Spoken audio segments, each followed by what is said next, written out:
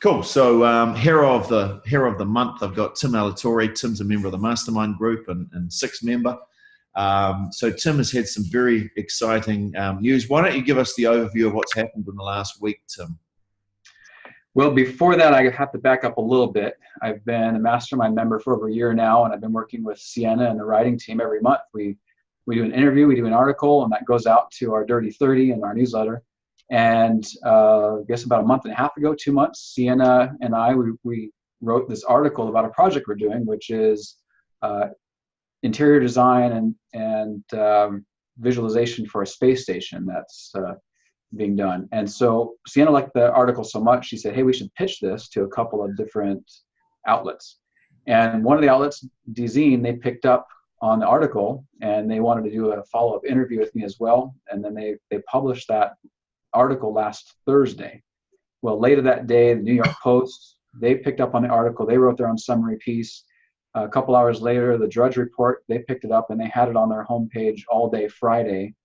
I guess Drudge is only one page, but they had that on their page all day Friday. And from there, it's just exploded. I've had, over the last week, interviews with the BBC, with GQ, with NBC, even an Israeli TV station. They interviewed me. I've had about 4 or 5 different press requests per day. And what's happened is it snowballed to where, for example, Travel and Leisure did an article. Well, they got viewed by another 5 different media outlets that all contacted me saying, hey, I saw your article in Travel and Leisure. Can we do an article? And so it's just been nonstop for the last week. It's actually taking up a lot of my time responding to all these press inquiries and doing interviews. But it's been a phenomenal response, and we've seen traffic on our website spike. It's been crazy. Yeah, it's amazing. It's fantastic even watching it for the rest of us and who know you. So you and I have just had a coaching call, as we often do. What are some of the because you're already in the middle of doing these interviews, but we've discussed a few thoughts and angles. What are some of the angles that you're going to take away and apply from here that you've thought about? Yeah, well, I feel like I'm a week too late on this coaching call because we're already so far into this. But we came out with a lot of good strategies. The challenge I'm having, or was having until just a few minutes ago, was how do we tie all this publicity back into the work we typically do? We're not doing a ton of space stations. We're just doing one.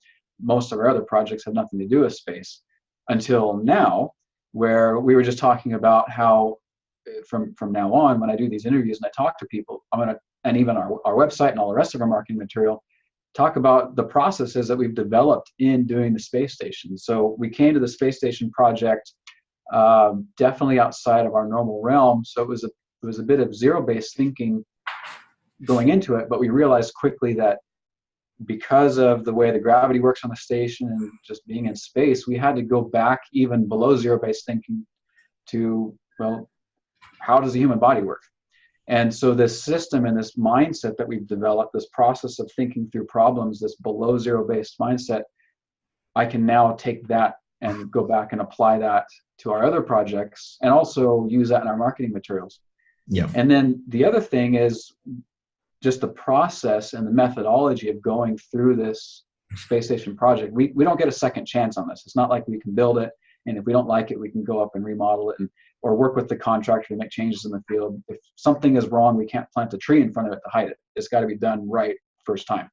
And so we've developed this space station method, and we're now going to take that back and market that to the rest of our clients to say, hey, we've developed this space station method, this below zero, base zero method of thinking. We can now apply that to your project, make your project a success, and basically leverage all this press that we're getting to the rest of our work. Yeah, and those are a couple of things we came up with kind of just now, because we're saying, well, what's the hook? What's the hook that leads people back to you and saying, hey, I want to do a project with this guy that does space stations? So right.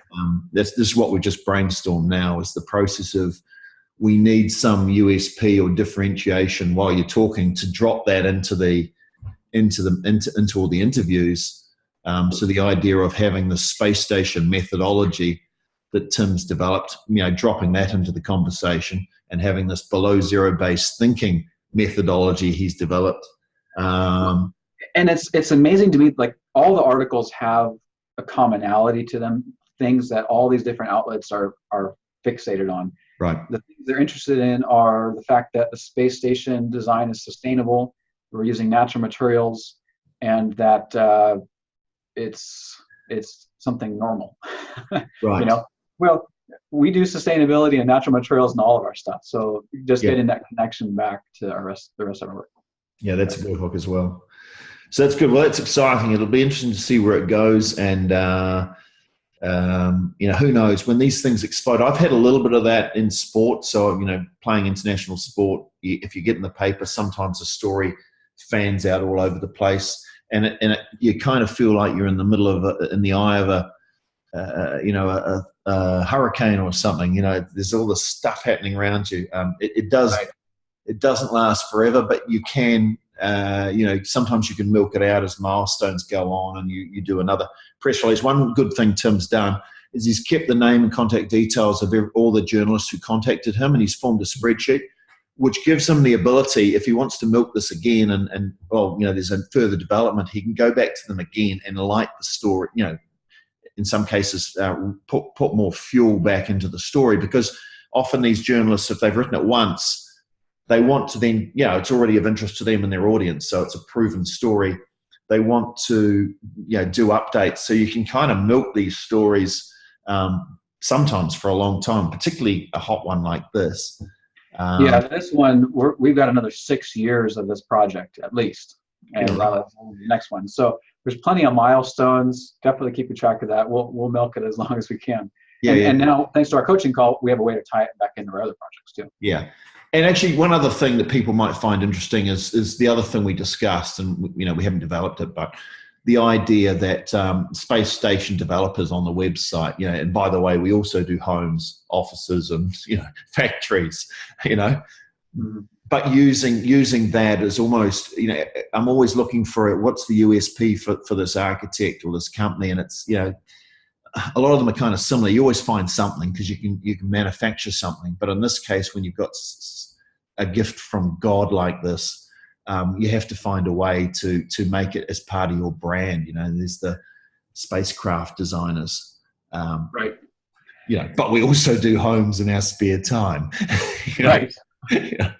Well, this last week has definitely been homes in my spare time. It's been all consuming. All right. Well, that's cool. So, Tim, you are the hero of the month. Well, thanks. And a big thank you to Sienna and the whole mastermind group. I mean, this has been something that's been building, and it's just finally crested, and now we're seeing the results. Fantastic. Thanks, Tim.